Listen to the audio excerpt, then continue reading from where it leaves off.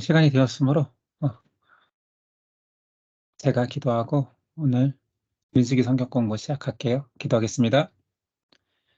하나님 감사합니다. 오늘도 말씀을 대할 수 있는 시간, 말씀을 알고자 하는 열정, 이 모든 믿음을 허락하여 주셔서 감사합니다. 우리의 지식으로 끝나지 아니하고 삶 속에 그 말씀이 잘 스며들기까지 성령님 오늘도 역사하옵소서. 기대하오며 예수님의 이름으로 기도드립니다. 아멘. 반갑습니다. 우리 민수기 나가고 있죠? 민수기 장제목을 처음부터 반복 안 해본 것 같아요. 우리 잠깐 민수기 장제목 한번 빨리 훑어보고 우리 오늘 내용 들어가 보도록 할게요.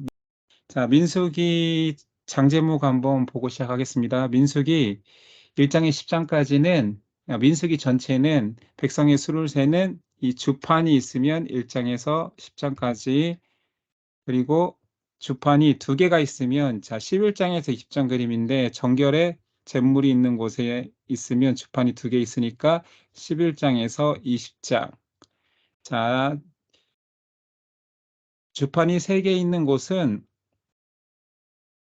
바알볼이라는 우상숭배 사건 있을 때, 아직은 배우지 않았지만 이 주판이 세 개 쌓여 있습니다. 그리고 주판이 네 개 있는 곳은 민수기 36장까지 있는데, 주판이 4개 있는 것은 광야의 여정을 소개하는 이 차트가 걸려 있는 이 밑에 받침대처럼 주판 4개가 있는 것이 민수기 전체의 내용이지만, 이제 우리가 내용을 살펴보면서 차츰차츰 다 머릿속에 들어갈 텐데, 다시 1장으로 한번 가볼게요. 자, 1장부터 빠르게 우리 장제목을 한번 봅시다. 광야에서 처음으로 민수기니까 백성의 1차 인구 조사 내용이 1장입니다. 그리고 광야의 진 배치와 각 12지파의 진 배치와 12지파가 이동할 때 동쪽 진 지파부터 출발하는 그 진의 이동 순서, 행진 방법이 2장에 나와 있고요. 3장은 아론의 네 아들들의 역할들, 제사장의 역할들이 나오고, 4장은 레위의 세 자녀의 후손들이 해야 될 역할들, 레위 지파 사람들의 업무 분담 이야기가 나옵니다. 그리고 문둥병, 그 진이 완성되었으니 그 진에서 이렇게 진이 만들어지면 진 밖으로 나가야 할 자들이 있다, 격리시켜야 될 자들이 있다. 그게 나병 환자였죠. 그리고 이 여인은 나병 걸린 여인일 뿐만 아니라 의심의 소재, 여성의 부정을 알아내고 또 부정을 해소시켜주는 그 의심의 소재의 그 여인이라고 생각하면 된다고 했죠. 자, 대제사장의 축도의 모습이 있습니다. 그리고 성막 도유식이 7장 그림에 있었고요. 8장은 레위인의 봉사정년. 원래는 레위인 이치가 여기가 아니지만, 물론 지파 사이사이에 레위인 게르손, 무라손, 고앗 자손이 따라가지만 그 동쪽 지파 뒤에 레위인이 따라온다고 생각해도 뭐 무리는 없겠네요. 행진 방향으로 한다고 하더라도. 그래서 레위인의 봉사 정년이 나오고, 9장에는 두 번째, 광야에서는 처음으로 있는 유월절 내용이 9장입니다. 10장에서는 이제 시내산을 향한 신호, 움직여라 멈춰라 할 때 두 개의 은나팔을 제사장이 부른다고 했잖아요. 그래서 광야를 향한 출발에 대한 내용이 10장의 은나팔 규정을 통해서 나옵니다. 지난 시간에는 우리가 세 장을 했으니까 세 장만 나가도 되겠네요. 자, 여기 주판이 두 개 있는 이 광야 설정입니다. 근데 이 광야의 두 번째 시트는 불순종의 이스라엘 모습들이 많이 등장해 있어요. 그래서 불만을 표시하는 첫 번째 불평이 여기,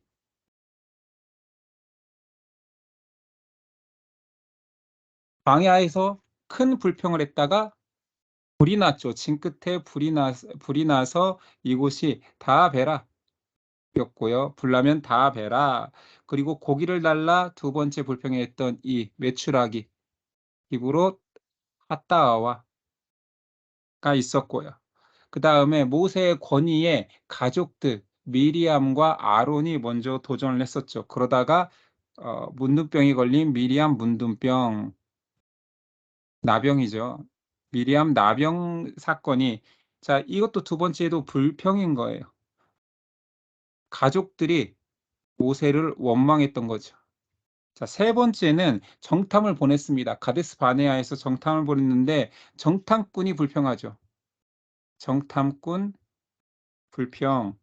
이게 정탐꾼 이야기가 나오는, 그 땅 우리가 가면 안 됩니다. 우리가 가면 그들에게 당할 것입니다 했던 그 사건이 있고, 오늘 말씀에서도 네 번째 불평이 터져 나오는데, 그 정탐꾼의 이야기를 들은 백성들의 불평, 원망이 이제 오늘 내용부터 시작됩니다. 자, 그 이어지는 내용을 한번 볼까요? 14장입니다. 자, 정탐꾼들이 이런 보고를 했어요. 악평을 했죠. 부정적 보고를. 말미를 한번 볼까요? 안악자손이 그 거인과 같은 사람들이 살고 있고 우리는 그들이 보기에 메뚜기 같이 약하다라고 정탐꾼들이 부정적 보고를 하니까 백성들의 이제 원망이 시작됩니다. 자, 백성들의 원망 한번 읽어보겠습니다. 온 백성이 소리를 높여 부르짖으며 백성이 밤새도록 통곡하였더라. 자, 소리를 높일 뿐만 아니라 밤새 통곡까지 했대요. 이스라엘 자손이 다 모세와 아론을 원망하며 온 회중이 그들에게 이르되 우리가 애굽 땅에서 죽었거나 이 광야에서 죽었으면 좋았을 것을 어찌하여 우리를 그 땅으로 인도하여 칼에 쓰러지게 하려 하는가? 우리 처자가 사로잡히리니 애굽으로 돌아가는 것이 낫지 아니하랴. 이런 불평이 계속 시작됩니다. 자, 이런 불평에 대해서 여호수아와 갈렙은 그들을 다시 설득하는 거예요. 아니다. 10명의 10명의 보고는 그랬지만 다시 우리의 의견을 들어봐라 했던 여호수아 갈렙의 항변 내용이 6절 이하에 있습니다. 읽어봅니다. 그 땅을 정탐한 자 중 눈의 아들 여호수아와 여분네의 아들 갈렙이 자기들의 옷을 찢고 이스라엘 자손의 온 회중에게 말하여 이르되 우리가 두루다니며 정탐한 땅은 심히 아름다운 땅이라 여호와께서 우리를 기뻐하시면 우리를 그 땅으로 인도하여 들이시고 그 땅을 우리에게 주시리라. 이는 과연 젖과 꿀이 흐르는 땅이라. 하나님이 하신 말씀이잖아요. 다만 여호와를 거역하지는 말라. 또 그 땅 백성을 두려워하지 말라. 그들은 우리의 먹이라. 예전 개역 한글에서는 그들은 우리의 밥이라. 밥이라는 말이 좀 와닿긴 한데 좀 순화해서 먹이라라고 번역을 바꿨어요. 그들의 보호자는 그들에게서 떠났고 여호와는 우리와 함께 하시느니라. 그들을 두려워하지 말라 하니. 자, 이런 말을 하면 좀 설득이 돼야 될 텐데 문제는 그 이후에 오히려 여호수아와 갈렙을 돌로 치려 합니다. 이 모습에 하나님이 분노하시지요. 11절 이하입니다. 여호와께서 모세에게 이르시되 이 백성이 어느 때까지 나를 멸시하겠느냐? 내가 그들 중에 많은 이적을 행하였으나 어느 때까지 나를 믿지 않겠느냐? 내가 전염병으로 그들을 쳐서 멸하고 내게 그들보다 크고 강한 나라를 이루게 하리라. 하나님께서 전염병으로 이스라엘을 치고 멸망하고 더 큰 나라를 다시 만들겠다. 예전에도 한번 이런 모세한테 뭐 원망하다가 하나님께서 그들을 치고 모세야 너로 다시 나라를 만들자 했던 모습 기억나죠? 금송아지 때도 그랬고 아무튼 여러 번 광야에서 계속 원망했던 이스라엘을 하나님께서 치겠다 했을 때 모세가 또다시 기도합니다. 15, 16절 그리고 19절 읽어볼게요.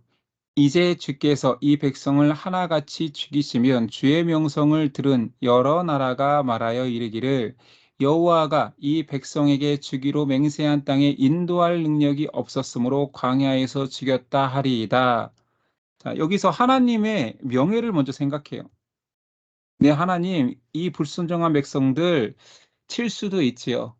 모세의 중보 기도도 첫 번째는 이 백성을 죽이고 너를 통해서 다시 만들겠다 할 때 모세가 나를 차라리 생명책에서 없앨지언정 이 백성과 함께 하옵소서 여호와여 떠나지 마옵소서라는 기도 했었는데 이제는 기도가 조금 성숙된 것 같아요. 알겠습니다. 이들은 변하지 않았군요. 그러나 하나님, 이 백성을 치시면 하나님의 명예가 실추됩니다라고 좀 성숙한 중보기도로 바뀐 것 같아요. 구하옵나니 주의 인자의 광대하심을 따라 이 백성의 죄악을 사하시되 애굽에서부터 지금까지 이 백성을 사하신 것 같이 사하시옵소서. 참 모세가 유한 사람인 건 맞죠. 그래서 온유함이 지면에서 승한 자, 온 주면의 모든 자보다 온유함이 크다라고 모세를 칭찬했던 그 모세인 것이 이런 면에서 드러나는 것 같아요. 자, 이런 불순종에 대해서 하나님께서 징계를 내리시죠. 어, 그렇게 부정적인 보고를 했던 너희와 그 보고를 믿었던 1세대 사람들은 내가 가나안에 발을 들이지 못하게 할 것이다. 그러니까 광야에서 태어난 그 유월절을 경험하지 못했던 사람들만 이 가나안에 들어가기, 2세대라고 흔히 말하는 2세대만 가나안 땅을 허락하시죠. 그래서 20세 이상 가나안 금지를 하나님께서 명하십니다. 22절이야. 내 영광과 애굽과 광야에서 행한 내 이적을 보고서도 이같이 10번이나 나를 시험하고 내 목소리를 청종하지 아니한 그 사람들은 내가 그들의 조상들에게 맹세한 땅을 결단코 보지 못할 것이요 또 나를 멸시하는 사람은 한 사람도 그것을 보지 못하리라. 여기서 하나님께서는 10번이나라고 했지만 실제로 헤아려 봐서 뭐 10번 그 숫자를 의미하는 게 아니라 열은 충족수잖아요. 어 니네가 진짜 가득 찼다. 끊임없이 계속 이적을 보여주고 놀라운 기사를 보여줘도 너희는 계속 불순종하고 원망하는구나. 나를 믿지 않는구나. 그래서 이 10번을 표현하는 것은 그냥 10번 배신했다가 아니라 완전한 불순종을 말하는 거죠. 너의 순종들이 순종해야 될 너희가 완전한 불순종에 빠져 있구나. 그래서 가나안 땅을 너희는 들어가지 못할 것이다. 그래서 1세대 중에서인데요. 잘못 표현했네요. 1세대 중에서는 갈렙과 여호수아만 징계에서 제외됩니다. 자, 29절, 30절. 너희 시체가 이 광야에 엎드러질 것이라. 너희 중에서 20세 이상으로 계수된 자, 곧 나를 원망한 자 전부가 여분네의 아들 갈렙과 눈의 아들 여호수아 외에는 내가 맹세하여 너희에게 살게 하리라 한 땅에 결단코 들어가지 못하리라. 이 이야기를 하면 이렇게 반응할 수도 있어요. 하나님이 약속을 깬 거 아니십니까? 들어간다고 약속으로 주셨는데 우리가 좀 불순종했다고, 우리가 조금 잘못했다고, 물론 항상 사람들은 자기 편이니까 자기 편으로 그렇게 하겠죠. 우리가 하나님께서 결코 변하지 않는 약속으로 이루시겠다고 했는데 우리가 조금 여러 번 불순종했다고 못 들어가게 하는 것은 하나님께서 깨신 거 아닙니까?라고 하는데 그래서 10번이나 라는 표현을 쓴 거예요. 완전한 일인 불순종의 사람이다. 그리고 이들을 표현할 때 하나님께서 이스라엘 백성, 광야에서 불순종하는 이스라엘 백성을 들어봤죠. 목이 굳은 백성이다. 너는 변하지 않아. 목이 뻣뻣하게 굳어 있어. 그리고 너희는 결코 변하지 않는다. 오늘 표현에서는 이 악한 회중 이런 표현을 쓰죠. 나의 약속을 깬 거는 너희야. 한 번도 내 약속을 신뢰하고 믿고 따르지 않았어. 너희는 계약 백성, 언약 백성이 아니야. 이 악한 회중을 나는 가나안 땅에 들여보내지 않겠다라고 선언하시고 또한 그들을 그 자리에서 다 진멸하게 하는 것이 아니라 너희가 죽을 때까지 다 가나안에 못 들어가 1세대가 죽을 때까지 광야에서 보낼 것이다라고 해서 광야의 징계를 내리시죠. 알다시피 정탐한 40일 하루를 1년으로 쳐서 40년간 광야에서 방황하게 합니다. 그리고 악평했던 10명의 정탐꾼, 각 지파에서 정예로 장수 같은 사람들을 보낸 거잖아요. 그들을 하나님께서 재앙으로 치십니다. 자, 이쯤 되면 인제 좀 경각심을 가지고 하나님 뜻대로 해야 되는데 꼭 이스라엘은 청개구리 같아요. "너희 가나안 못 들어갈 거야." 가데스 바네아에서 우리 지도에서 봤죠? 파란 광야 가데스 바네아의 바로 위가 가나안 땅이에요. 밑 남쪽 경계에서 정탐을 보낸 거죠. 근데 "못 들어갈 거야." 하니까 그때서야 "우리 들어갈 겁니다. 우리 들어갈 수 있어요. 바로 앞이 가나안인데 왜 못 들어갑니까?" 하면서 가나안 사람과 전쟁을 일으킵니다. 43절 이하가 그 내용이에요. "아멜렉인과 가나안인이 너희 앞에 있으니 너희가 그 칼에 망하리라." 하나님은 싸우지 말라라는 거예요. "너 어차피 거기 이스라엘과 이 가나안 사람들과 전쟁하면 니네 져. 너희는 어차피 1 세대는 못 들어갈 테니까. 너희는 광야에서 훈련을 받을 거야. 배회할 거야."라고 했는데 "너희가 여호와를 배반하였으니 여호와께서 너희와 함께하지 아니하시리라." 했으나 그들이 그래도 산 꼭대기로 올라갔고 여호와의 언약궤와 모세는 진영을 떠나지 아니하였더라. 그들은 그들과 싸우기 위해서 간 거예요. 근데 여호와와 언약궤와 모세는 진영을 떠나지 아니하였더라. 그들의 행위에 동조하지 않은 거예요. 아말렉인과 산간지대에 거주하는 가나안인이 내려와 그들을 무찌르고 호르마까지 이르렀더라. 너희 가나안 못 들어갈 거야. 그때서야 가나안 사람과 전쟁에서라도 들어가고 싶어 하는 이스라엘의 마음은 알겠지만 이 모습조차도 불순종, 목이 굳은 백성, 이 악한 회중은 하나님의 말을 전혀 들을 생각을 하지 않아요. 그래서 결국은 호르마까지 밀려 내려오는 것입니다. 지도에서 호르마까지 왔다 갔다 하는 이제 모습을 표로 해 놓았죠. 자, 이렇게 계속 11 장에서부터 원망, 12장 원망, 13장 원망, 14장 원망의 내용이 나오는데 하나님께서 그 끝까지 불순종하는 이스라엘에게 그래도 버릴 수 없잖아요. 그들을 붙들어 주기 위한 다시 하나님의 말씀을 재강조시키는 거예요.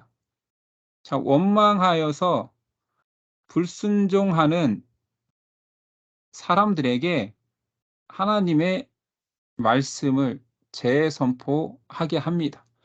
그러니까 여기서도 알 수 있는 것은 사람이 하나님의 뜻대로 살지 못하는 것은 그의 인격이나 자질이 모자라서가 아니라 하나님의 말씀이 잊혀지는 거예요.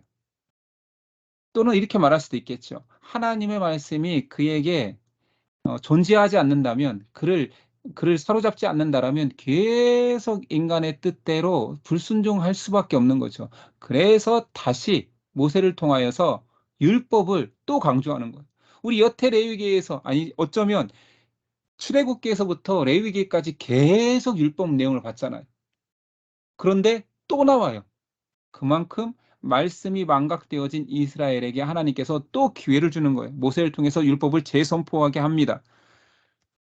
내용을 다 강조하진 않겠지만 또 나오는 것이 5 가지 제사법이 또 써 있어요. 율법을 다시 말해 주고 있어요. 이유는 계속 망각하니까. 제사법 뭐 오제사법 지금 다시 다루지 않겠죠. 그러나 읽어보면서 '아 이렇게 하나님께 다시 나아가는 방법들이 있었지.'를 이스라엘에게 알려주는 겁니다. 18절 이하만 읽어볼게요.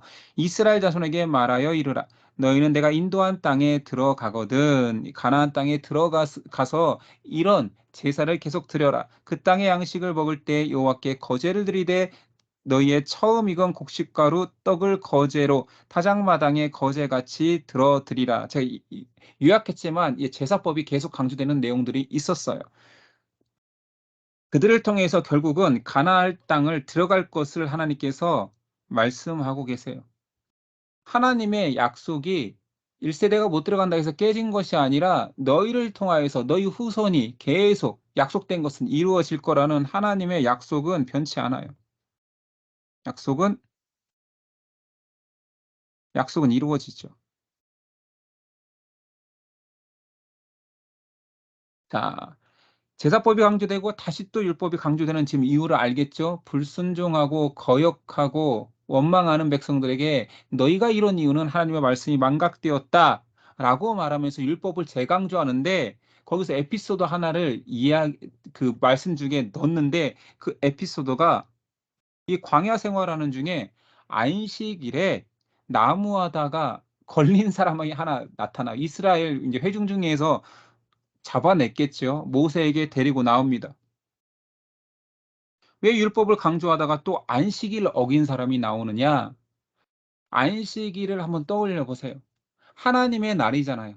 하나님께서 해방시킨 하나님의 구원의 은혜를 감격하는 날, 종되었던 이스라엘을 출애굽시키면서 안식일을 지켜라 했던 그 율법, 그 율법의 핵심이 안식일에 다 담겨 있는 거예요. 그러니 출애굽기에서도 여러분 이거 장제목 기억할지 모르겠는데 제가 여러분에게 안식일을 등장시키는 출애굽장을 굉장히 많이 강조했어요. 자, 16장 만나와 메추라기, 20장 십계명 주신 4계명의 십계명이 있죠. 31장 언약의 두 돌판, 하나님이 깎아줄 때에도 그 돌판 내용의 십계명이 있으니까.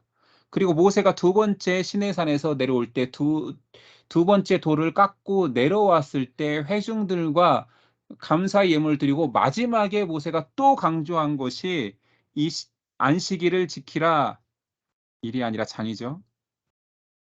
이렇게까지 계속 강조하는 것은 이 안식일을 통해서 율법의 정신이 담겨 있기 때문이에요. 안식일을 통하여서 하루를 정하여서 하나님을 기억하고 은혜를 떠올려라. 왜냐하면 망각하니까. 니네 은혜를 다시 기억하라. 율법을 기억하라. 말씀의 사람임을 기억하라. 니네가 지금 그것을 하나님의 말씀을 율법을 하나님의 약속을 잊어버렸기 때문에 또 원망하고 불순종하는 거 아니냐. 그러니 재강조할 때의 핵심이 또 안식일이 되는 거예요. 그래서 그런 안식일을 어긴 사람, 뭐 대단한 일을 한 것도 아니에요. 안식일에 나가서 뭐 불 떼거나 조리하고 뭐 그렇잖아요. 추우면 불도 떼고 이럴 거 아니에요.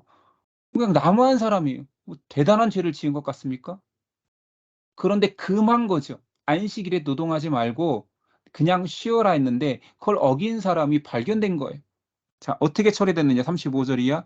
여호와께서 모세에게 이르시되 그 사람을 반드시 죽일지니 이건 율법이 그렇게 써 있으니까 온 회중이 진영 밖으로 밖에서 돌로 그를 칠지니라. 온 회중이 곧 그를 진영 밖으로 끌어내고 돌로 그를 쳐 죽여서 여호와께서 모세에게 명령하신 대로 하니라. 어찌 보면 이게 너무 현대적인 윤리로는 말도 안 된다.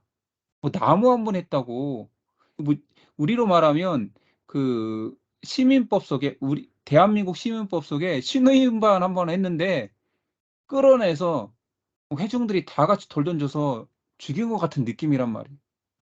그러니까 현대적 관점으로 보는 게 아니라 여기서 말하고 싶은 것은 안식일을 어겼다라는 것은 하나님의 명령, 율법을 어길 수 있고 그 율법의 핵심인 안식일을 어겼다라는 것은 이 한 사람은 하나님이 안중에도 없는 사람이라는 거예요.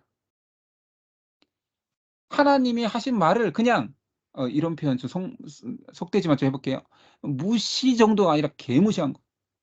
아예 안식일이 그렇게 강조되고 있는 율법에서 안식일을 어겼다라는 건 그런 느낌입니다. 하나님이 없는 사람인 거예요.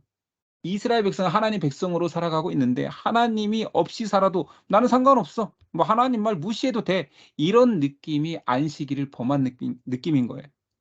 네. 그래서 그 망각하는 이스라엘 백성들에게 망각하지 않는 하나님의 기억 장치를 만드는 거예요. 그게 바로 그러니까 이런 것들을 보면서도 하나님의 배려하심을 알 수 있는 거죠. 너희의 옷단 귀에 뭐 대충 옷이 뭐 이렇다면 뭐 이스라엘 백성 이런 옷을 입었잖아요. 술을 달아라. 파란색 술을 달아라.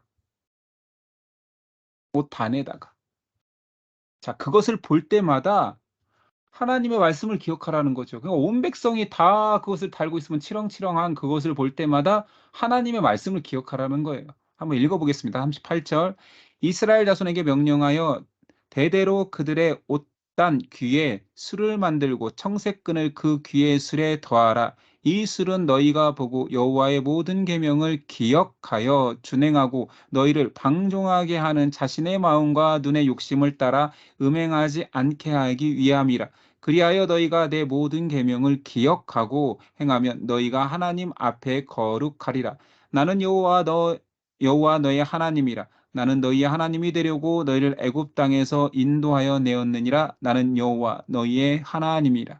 하나님의 배려하심인 거예요. 이 옷 단에 단 술, 이것은 이제 쉐마와 같은 역할을 하는 거죠.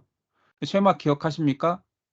그 출애굽기 잠깐 설명했는데, 쉐마는 하나님의 말씀에 잊지 않도록 손목에 미간에도 작은 상자를 만들어서 말씀을 넣어라. 손목에도 차고 미간에도 이렇게 상자를 만들어서 달아라.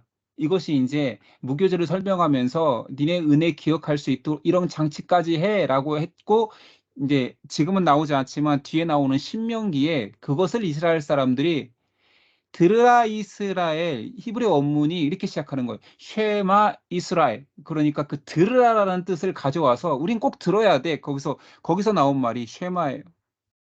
그래서 이걸 쉐마 교리라고 해서 이스라엘의 이마, 팔, 문설주 이런 데에 다 만들어서 하는, 다 장치죠. 하나님의 말씀을 기억하기 위한 장치.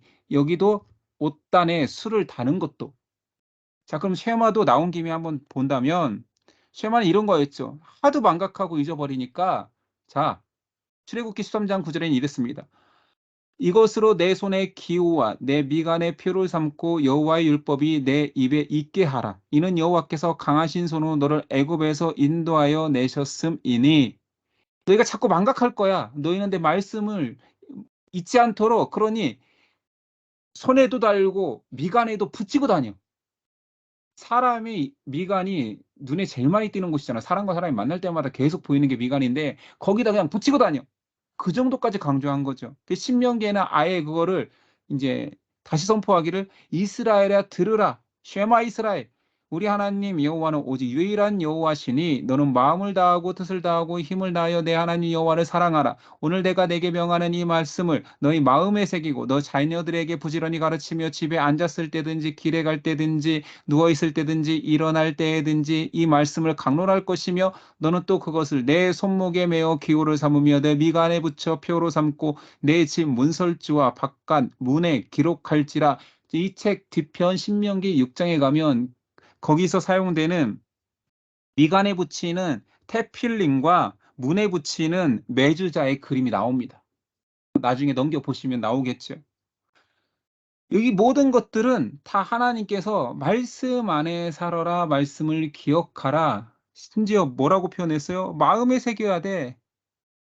자녀에게 전할 것이 이런 것들이야. 앉았든지 서든지 누웠든지 항상 너희는 말씀을 가까이 해라. 이것들을 강조하는 거죠. 왜냐하면 말씀을 망각하는 순간 불순종의 자녀가 됐거든요. 광야에 광야에 1세대 이스라엘에 불순종하는 사람들은 인격적으로 모자라서가 아니라 종으로 살아서 그렇게 거짓 근성이 가득해서 그렇게 불순종하는 사람이 아니라 말씀이 망각되면 누구라도 그렇게 된다는 거예요. 자, 신약에도 이 옷단술이 등장합니다. 물론 옷단술이라고 표현되지 않아요. 그러나 많은 신학자들이 한 여인이 뒤에서 예수님의 옷자락을 잡았다고 했을 때 그 잡은 것이 무엇이냐? 옷단술일 것이다. 자, 보죠. 신약 시대에도 유대인은 옷단에 4개의 술을 달았습니다. 이것은 영적 권위의 상징이에요. 그것을 잡은 거는 굉장히 무례한 행동입니다. 그런데 누구는 언제나 잡아도 무례하지 않게 여기는 사람은 자녀들이에요. 어린애들이 뭐 알겠어요. 그냥 주렁주렁하니까 이 얼마나 애들 눈에 띄겠어요. 그러니까 부모님의 이 옷단수를 막 잡아도 자녀들은 무례 행동 취급하지 않죠. 그래서 한 여인이, 병든 여인이 그 옷을 잡았다고 했을 때, 아, 이게 아마 그 옷단술일 거야. 누가복음 8장 48절에 예수께서 이르시되 뭐라고 했다고요? 따라. 내 믿음이 너를 구원하였으니 평안히 가라 했을 때 이 따라라는 표현은 네가 내 옷단수를 잡았지만 괜찮아. 무례한 거 아니야. 왜냐? 너는 내 딸이기 때문에. 이렇게 해석을 하지요. 자, 하나님께서 이렇게까지 불순종하는 백성들에게 말씀 안에 살아라, 율법을 기억하라 해서 이런 장치까지 만들어 준 거죠. 그럼에도 이스라엘의 불순종과 원망 반역은 끝나지 않습니다. 오히려 정점에 이르죠. 이번에는 한 사람이나 몇몇의 사람이 아니라 한 집단이 일어납니다. 그래서 성경에는 써 있지 않는 당이라는 표현을 쓴 거예요. 당. 집단이라는 거죠. 집단. 그룹. 고라가 탑 리더가 되어서 일으킨 반역 집단, 그래서 고라당이라고 표현을 하고 있습니다. 반역에 가담한 자들은 무엇으로 반역을 한 것이냐? 왜 이스라엘의 최고 지도자가 모세와 아론이어야 됩니까? 우리도 뭐 할 수 있잖아요. 그래서 그들은 탑 리더십에 대한 리더에 대한 불만을 가지고 당을 만든 거예요. 거기서 핵심이 고라였고요. 그래서 고라당이라고 이제 일반적으로 표현하는 거고, 그는 자그마치 레위 지파예요. 레위 지파에서 고라가 이제 충동질을 한 거죠. 루벤 지파에서 힘께나 쓰는 사람들 엘리압의 아들 다단과 아비람과 온까지 참여시킵니다. 성경에 나온 이름은 이렇게 4명이에요. 4명을 통하여서 얼마의 사람들까지 모았느냐? 250명의 사람들이 와서 모세와 아론이라는 탑 리더에 대한 그 지도자직을 이제 항변하기 시작하는 거예요. 우리도 할 수 있는 거 아니냐? 왜 너만 지금까지 탑 리더 역할만 있느냐? 그래서 이 고라 반역에 대해서 여기에 암기장치로 고라가 반역하러 온다. 온다는 알겠죠? 온과 다단과 아비람. 고라가 반역하러 온다. 온다라고 외우면 돼. 온다 이렇게 해야 돼요. 고라 다단 아비람 온다. 이들이 자 이제 말하는 거예요. 3절. 그들이 모여서 모세와 아론을 거슬러 그들에게 이르되 너희가 분수에 지나도다. 그들이 모세와 아론에게 하는 거야. 너 분수에 너무 지나쳐. 회중이 다 각각 거룩하고, 야, 너만 거룩해? 너만 하나님 믿어? 우리도 다 각각 거룩하고 여호와께서도 그들 중에 계시거늘 너만 하나님 만날 수 있어? 너희가 어찌하여 여호와의 총회 위에 스스로 너희만 높이느냐라고 이야기를 하며 이제 반란을 일으킨 거예요. 자, 제가 나쁜 뉘앙스로 이렇게 읽었지만 만약에 이거를 긍정적인 뉘앙스로 읽는다면 야, 너희 너무 지나쳐. 왜 너희만 탑 리더십인 것처럼 하나님의 뜻을 아는 것처럼 얘기해. 우리 다 신자야. 우리 다 하나님 백성이야. 우리도 거룩하다. 우리도 하나님 열심히 잘 믿는다. 그러니 너희만 높여지려고 하지 말고 우리 민주화하자, 민주화. 굉장히 설득력 있지 않습니까? 인간적이고 바르고 좀 고상해 보이지 않아요? 이게 반대하는 자들의 명분이어서 굉장히 그럴싸해요. 그런데 원론으로 가야죠. 모세가 리더가 하고 싶어서 했던 게 아니고 아론이 탑 리더가 되고 싶어서 대제사장이 된 게 아니라 하나님이 시키셨다라는 사실은 망각한 채 인간적인 입장만 내세우는 표현인 거지요. 그래서 틀린 거예요. 자, 모세의 대처가 이렇습니다. 그럼 하나님 앞에서 증명하겠다. 야, 우리가 하고 싶어 하는 거 아니야. 나도 이걸 안 하기 위해서 얼마나 떼썼는지 몰라. 이런 것들 다 믿어지지 않는 거죠, 진심을. 그러면 그냥 하나님께 묻자. 그래서 고라와 그 모든 무리에게 너희가 불을 피울 때 쓰는 향로를 가져와 봐. 향로를 가져오게 합니다. 모두가 향로를 가져오고 자, 그 향로를 여호와 앞에서 불을 피울 거야. 어떤 일이 벌어지는지 보자. 7절. 내일 여호와 앞에서 그 향로에 불을 담고 그 위에 향을 두라. 그때 여호와께서 택하신 자는 거룩하게 되리라. 레이자 손들아 너희가 너무 분수에 지나치느니라 라고 선언한 이후에 모세와 아론도 향로를 가져옵니다. 대제사장 아론만 가져온 게 아니라 모세와 아론 탑 리더에 대한 반역을 한 거니까요. 그래서 하나님께서 모세와 아론에게 이 향로 시험하기 전에 이들 다 쳐버리겠다 했을 때 한 번 말려요. 아, 하나님 그냥 이들이 설득만 해도 될 것입니다. 아니야, 다칠 거야. 아, 하나님 그냥 이들에게 저희를 택하신 하나님의 뜻만 보여주면 됩니다.라고 했을 때 하나님께서 그렇다라면 고라와 다단과 아비람의 장막에 거하는 사람들을 떠나게 해라. 그 집 근처에 있는 그때는 뭐 장막이 집이니까요. 집 근처에 가기만 해도 다 죽일 것이다. 그걸 먼저 알려줘요. 고라, 다단, 아비람 한 명이 빠졌죠. 온이 빠졌잖아. 온. 온이 왜 빠졌느냐? 뭐 이거 뭐 수년 전의 일이니까 제가 알 수는 없지만 아마도 아 처음에는 반역하는 리더 그룹에 있다가 나중에 나온 게 아닐까. 뭐 추측할 뿐이에요. 갑자기 이름이 빠졌으니까 심판에서는 빠졌으니까 오는 잘못을 뉘우치고 '이 집단의 선동에 놀아나면 안 되겠다.' 해서 빠졌을 수도 있다라고 얘기하는데 어찌 됐든 심판받을 때는 온은 빠졌어요. 자, 그 결과 당연히 하나님께서 모세와 아론의 편을 들어줬겠죠.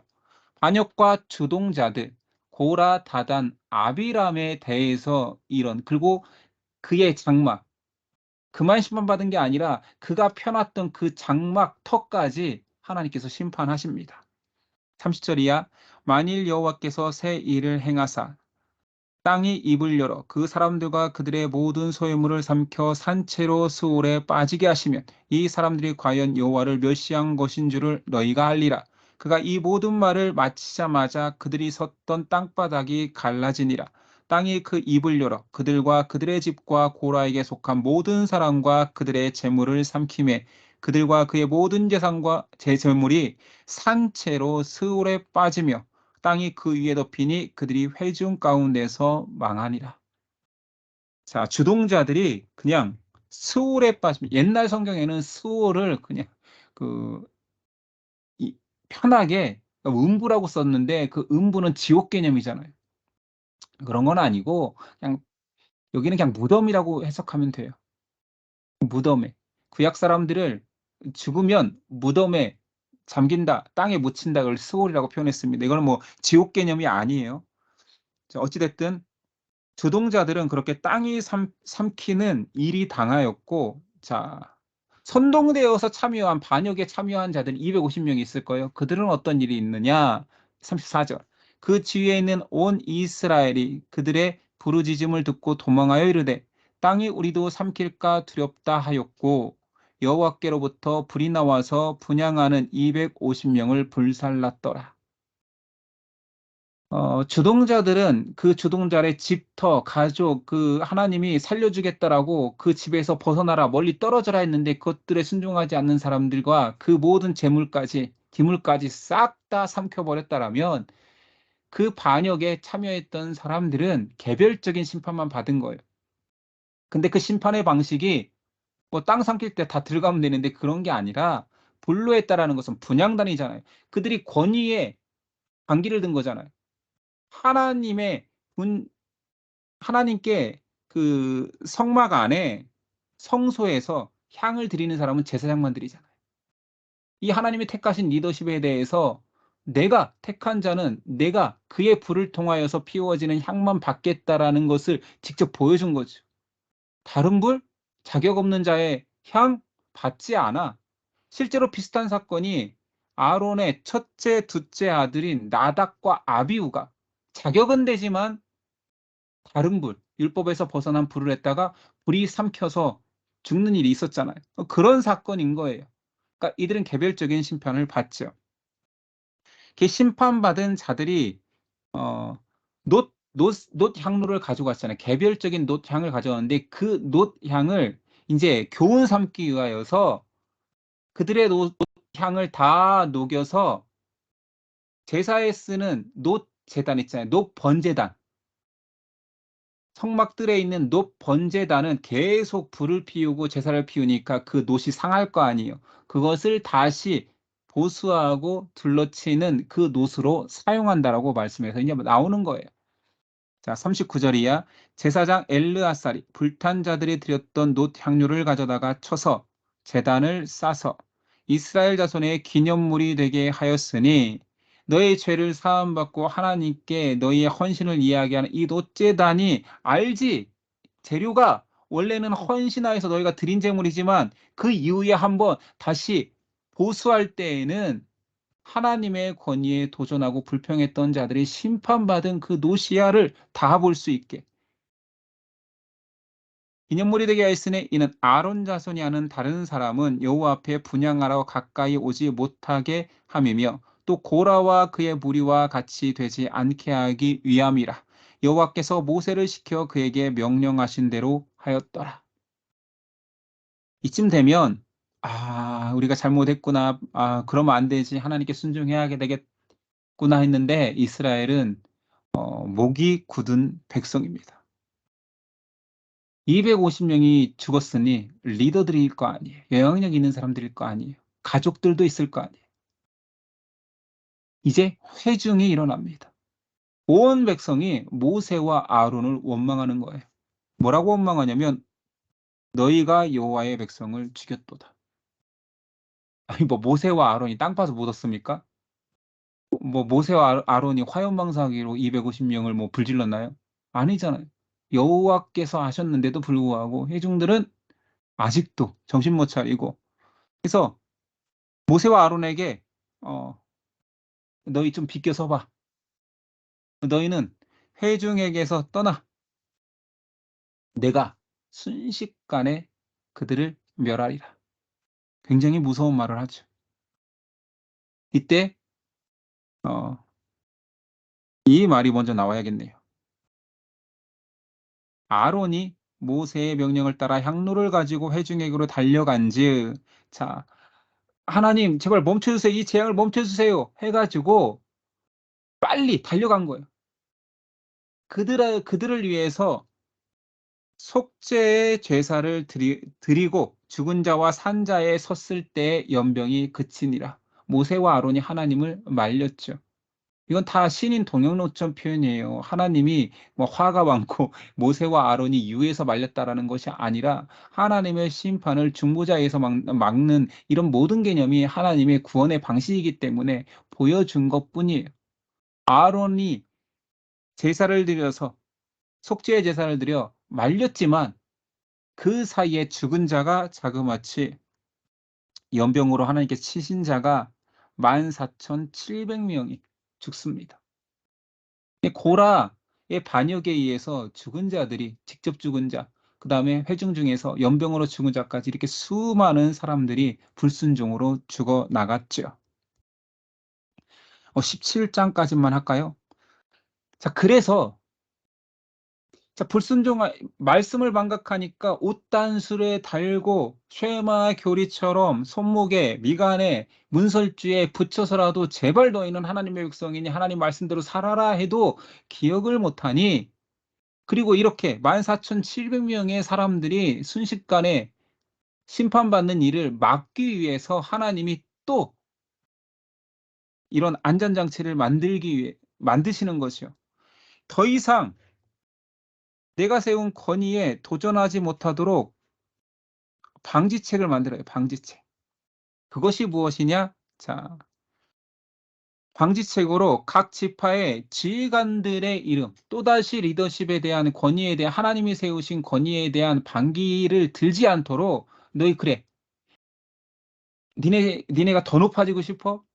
탑 리더가 되고 싶어? 자, 자질을 한번 시험해 볼게. 그런 생각조차도 안 나게 자, 안정책을 만들어 줄게 해서 각 지파의 지휘관들이 나오되 그들의 직접 나올 필요 없다. 그들의 지휘관, 이게 케냐에서 제가 경험했던 건데 되게 웃긴 경험을, 성경적 경험을 케냐에서 했는데, 어디 불악에 갔더니 원주민 같은 불악에서 그냥 굉장히 늙은 할아버지 같은데 추장이래요, 추장. 그래서 뭐 추장이 그래. 제가 뭐 TV나 영상에서 봤을 때 추장은 뭐 화려한 옷 막 이런 거 입을 줄 알았잖아요. 근데 추장이 그냥 노인네고 그지같이 입었어요, 그냥. 근데 추장이래. 그래서 물어봤죠. 추장이 뭐 상징 뭐 이런 거 없으니까 했더니 자기가 땅에 누워 있던 베개를 그냥 이렇게 보여주는 거예요. 그 나무 베개예요. 나무 베개. 경침 같은. 근데 이제 조금 특이하긴 하더라고요. 이렇게 경침이 이렇게 I자 형태. 머리 베는 부분이 있고 이렇게 연결돼 있어서 이렇게 이것이 이렇게 못 바꾼 게 아니라 통으로 이렇게 원목으로 만든 이 경침, 누워 있던 경침을 딱 보여주더니만 야, 이게 내 추장 상징인데 이것이 선추장이라고요? 좀 어이없잖아요. 더 멋있는 거 있을 줄 알았더니. 근데 고대 사회에 이런 상징적인 기물들이 있어요. 지휘관에 대한 상징. 그게 지팡이인 거죠. 지팡이 가져와 봐. 네가 지휘관의 상징 지팡이 있지 다. 지파마다 가져와. 그리고 그 지팡이를 회막안 증거계 앞에 두어라. 자, 무슨 일이 일어나냐? 5절. 내가 택한 자의 지팡이에는 싹이 나리니 이것으로 이스라엘 자손이 너희에게 대하여 원망하는 말을 내 앞에서 그치게 하리라. 실제로 레위 지파의 대표로는 아론이 지휘관이니까 아론의 지팡이를 회막 안에 넣는데 우미 나고 순이 돋고 꽃이 피고 이거 다 불가능한 일이잖아요. 이게 무슨 살아있는 지팡이라고 했으면 벌써 오랫동안 죽은 나무로 써왔던 건데 하루아침에 열매까지 맺어지고 나머지 지파장들의 지팡이는 뭐 그대로였던 거죠. 이것도 상징을 삼아서 자, 다시는 건의에 도전하지 마. 내가 세운 자들에게는 하나님의 건의를 부여할 거야. 믿고 따르면 돼라는 것을 알려주기 위해서 아론의 지팡이만 우미 트고 순이 나고 꽃이 피고 열매가 열리죠. 10절. 여호와께서 또 모세에게 이르시되 아론의 지팡이는 증거계 앞으로 도로 가져다가 거기 간직하여 반역하는 자에 대한 표징이 되게 하여 그들로 내게 대한 원망을 고치고 죽지 않게 할지니라. 괜히 욕심부리고 권위에 도전해서 죽으려고 하지 마. 내 일은 내가 하고 하나님 이야기하는 거예요. 하나님께서 세우신 권위, 하나님의 약속의 성취는 내가 내 세운 자를 통해서 이룰 것이야 라고 하나님께서 이거는 백성을 죽지 않게 하려고 기억나게 하려고 떠올리게 하려고 놓으신 장치인 거죠. 순종했다면 사실 이런 장치가 불필요했겠죠. 뭐 그런 의미에서 우리 여기서 뭐 상식적인 거 하나만 다뤄볼까요? 이 법계 안에 뭐가 들어갑니까? 알다시피 십계명 두 돌판, 뭐 돌판 이렇게 써 있는 십계명 돌판. 두 번째는 만나를 주시면서 만나 만나 항아리를 상징적으로 법계 안에 넣어라. 세 번째가 바로 이 아론의 쌍난 지팡이 넣게 하셨죠. 근데 사실 이제 열왕기에 가거나 역대기에 가보면 이제 솔로몬이 성전을 짓고 법궤를 성전 안으로 들여놓는데 그때에는 그 안에 법궤 안에 십계명 두 돌판만 남았더라 이런 표현이 있어요. 그러니까 만나 항아리와 그 아론의 쌍난 지팡이는 광야 생활 이후에 뺐거나 또는 유실됐거나. 히브리서에 보면 히브리서 9장 4절에도 이 내용이 나오거든요. 법궤 안에는 십계명 두 돌판과 만나의 금 항아리와 아론의 쌍난 지팡이가 있다라고 표현이 되어 있는데 이거는 이제 이 시기에 이야기를 한 것뿐이지 그게 계속 법궤 안에 유지했다라고 말할 수는 없겠죠. 물론 지금 시대에 십계명 그 당시 십계명이 남아 있지 않겠죠. 뭐 성전도 다 무너지고 솔로몬 성전도 무너진 마당에 자, 오늘 말씀은 여기까지만 할게요. 여기까지만 하고 여러분들과 잠깐 자, 됐죠? 오늘 장제목은 그냥 여러분들 연상하여서 머릿속에서만 할게요. 지난 시간부터 책을 잠깐 참고해도 상관은 없어요. 책을 참고해도 상관없지만 한번 봅시다. 11장은 광야에 대한 원망이었어요. 백성들이 광야에서 어떻게 삽니까?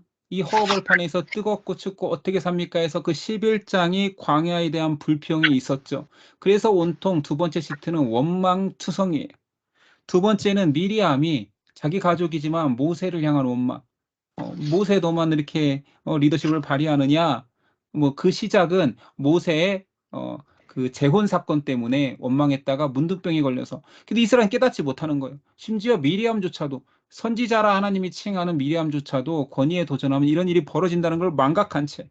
세 번째는 가나안 정탐 13장이에요. 가나안 정탐을 갔는데 정탐꾼들의 불평이 시작됐죠. 아, 우리는 그들과 싸워 이길 수 없다. 적과 꿀이 흐르는 땅이 아니다. 거긴 거민을 우리 백성을 삼키는 땅이다라고 했다가 하나님께서 징계를 내리셨는데 그 정탐꾼들의 부정적인 보고를 들은 백성들이 14장에서 원망을 시작하는 거예요.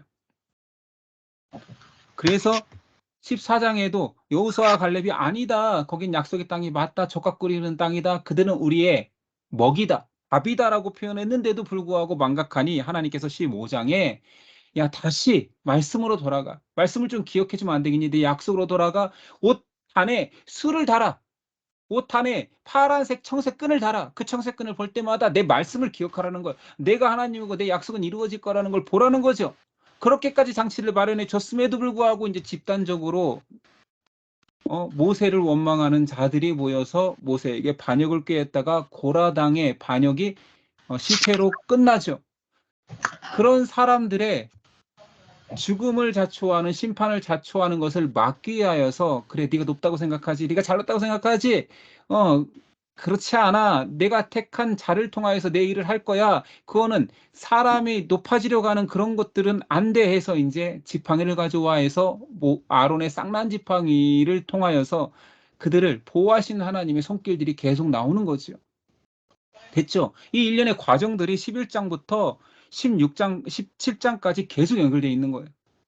반역의 반역, 안전장치, 옷단의 술, 아론의 쌍난 지팡이 전부 다 이스라엘 향한 하나님의 사랑이 느껴져야지 이것이 무슨 왜 백성을 쳐?